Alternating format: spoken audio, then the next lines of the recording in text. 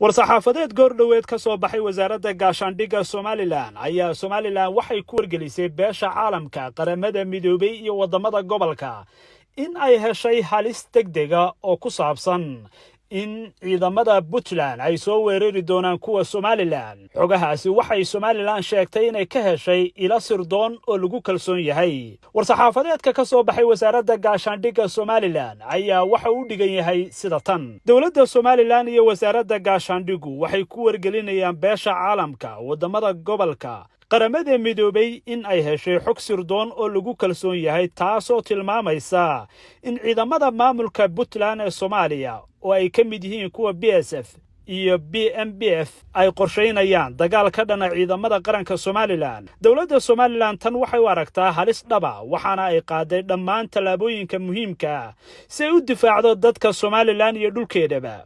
nasiib darra maamulka Puntland waxa uu doortay inuu noqdo cadow ka dhana Somaliland. waxaa loo baahan yahay in beesha caalamka iyo qaramada midoobay ay cambaarayso isku dayga gardarrada ee aan qiilka wadan, ayna taageeraan Somaliland xaqeeda inay nafteeda difaacdo.